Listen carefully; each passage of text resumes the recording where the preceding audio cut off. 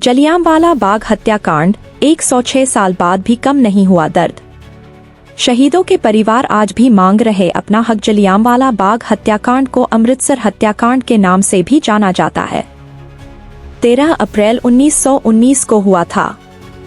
British सरकार के खिलाफ बगावत को कुचलने के लिए जनरल डायर 10 अप्रैल 1919 की रात को अफसरों के साथ बैठक में अमृतसर शहर पर बम बरसाने तक के लिए तैयार हो गया था।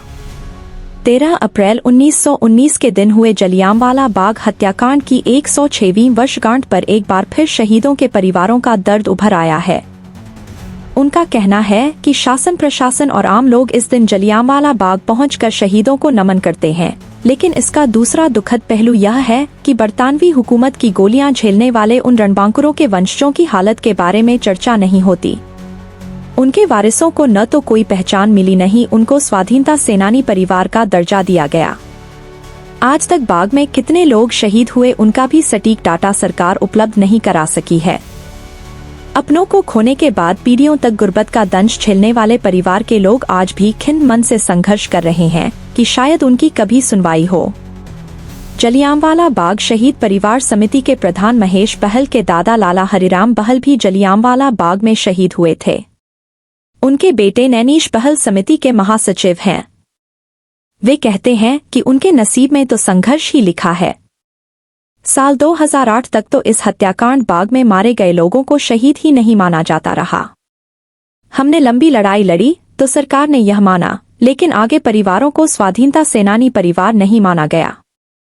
औपचारिकता के लिए सिर्फ 4 लोगों को पहचान पत्र जारी कर दिया गया था। Jallianwala Bagh national memorial trust में उनके लोगों का नाम तक शामिल नहीं किया गया। उनके लोगों को न तो शहीद परिवार की सुविधा दी, हालांकि आम लोग उनको सम्मान देते हैं। समागमों में बुलाया तक नहीं जाता। सतपाल दानिश। दरबार साहिब में नक्काशी करने वाले चित्रकार ज्ञान सिंह नक्काश के 15 वर्षीय बेटे सुंदर सिंह बाग में शहीद हुए थे। सोहन सिंह के पोते और वरिष्ठ चित्रकार सतपाल दानिश इस बात से दुखी हैं कि मुआवजा और पहचान देना तो दूर, उनके लोगों को बाग से संबंधित समागमों में बुलाया तक नहीं जाता। उन्होंने बताया कि घटना के समय परिवार में इतनी गरीबी थी कि सुंदर सिंह के संस्कार के लिए कर्ज पर पैसे लिए गए थे और उसके सूद के रूप में परिवार के लोग रोजाना पैसा देने वाले घर सुबह शाम कुएं से पानी भरकर पहुंचाते थे। परिवारों की मांगों को हमेशा किया अनसुना। सुनील कपूर। स्वतंत्रता सेनानी फाउंडेशन के प्रधान सुनील कपूर ने बताया कि बाग में उनके परदादा शहीद हुए थे। हर बार शहीदी दिन पर वह लोग मांग उठाते हैं और आगे पीछे भी इस लड़ाई को जारी रखते हैं, लेकिन किसी भी सरकार ने उनको गंभीरता से नहीं लिया। वह कहते हैं कि शहीदों के जीवित परिजनों को ताम्रपत्र, प्रमाण पत्र और स्वतंत्रता सेनानी जैसी सुविधाएं दी जानी चाहिए। उपेक्षा से उजड़कर दूसरे शहरों को चले गए परिवार। कोछड़। जलियांवाला बाग के शहीदों को सम्मान दिलवाने की लड़ाई लड़ने वाले इतिहासकार सुरिंदर कोछड़ कहते हैं कि जलियांवाला बाग कांड से प्रभावित भागमल भाटिया की विधवा अतर कौर का परिवार गरीबी और उपेक्षा से उजड़कर दिल्ली चला गया।